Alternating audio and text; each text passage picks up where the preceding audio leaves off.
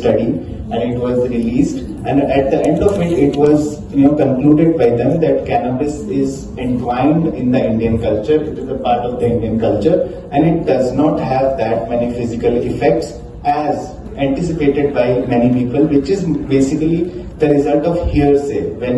Hearsay is when you hear something and you believe in it. That is the major reason why cannabis is a taboo today. And other part of history, if you see, so what happens is during Mahashivratri, like for Lord Shiva, the bhang is prepared. Bhang is basically what, if you have seen cannabis plant, it has leaves, and those leaves are ground, and then it's made in the form of this liquid, and this is called bhang.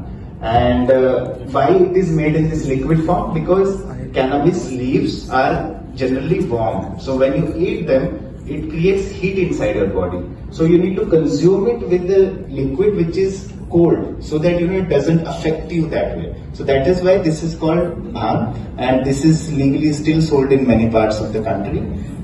And then we go a bit deeper into, we go outside India. We go to the Silk Road. I am sure many of you must have heard about Silk Road.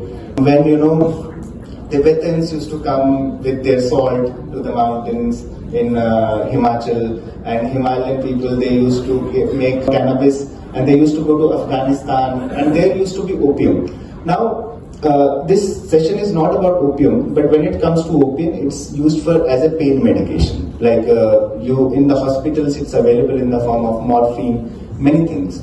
And people misuse it also because it has a potential for misuse as well. Because it's a pain medication, it has to be used responsibly.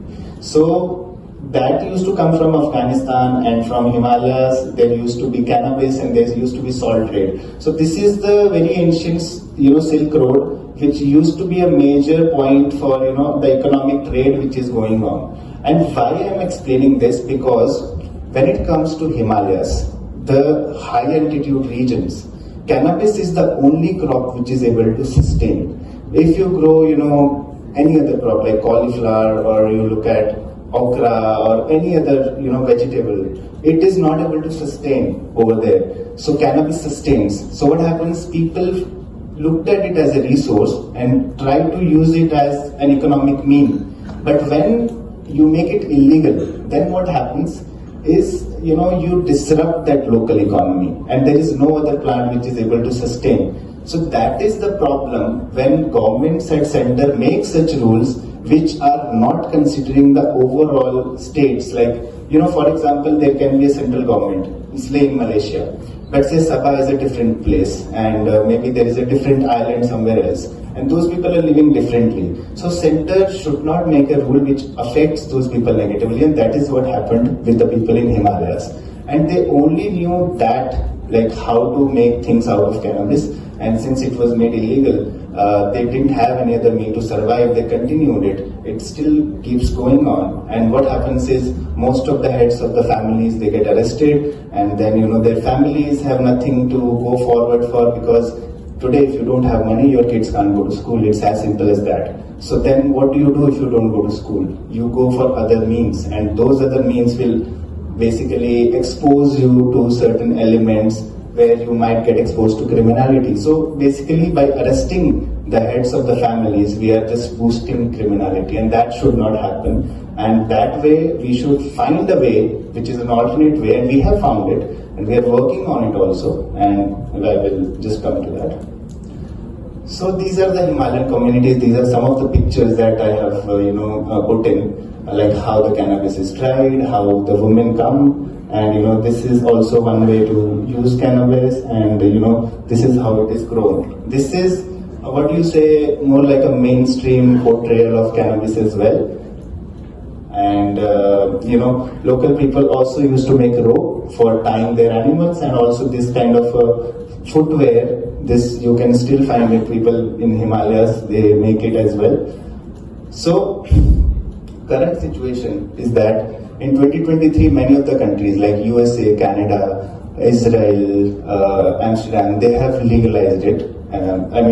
In US, few states, but and other countries are also opening up. So I feel that Asia should not leave behind, and Thailand has legalized it, but I've yet to analyze the situation more properly, how it is going on over there. I haven't gone there, after the legalization happened. But Asia is still lagging behind. And I have a point where, since it went out from there, so, countries in the West are taking benefit of this plant and growing their economy with it. So Asia should not be left behind. But the current scenario is this, where, this still keeps happening, the arrests and everything, which is not the right way at all.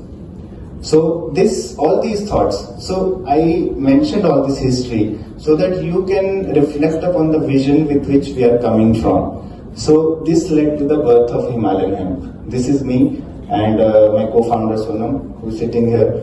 And when we were traveling in the mountains, we met many farmers who were struggling. We met many families who, were struggling with the arrests of the people around them. And they were concerned about what will happen with their children. First of all, we thought about it. What should we do exactly? You're just blank, because this is a situation which is very risky for you as well. Because when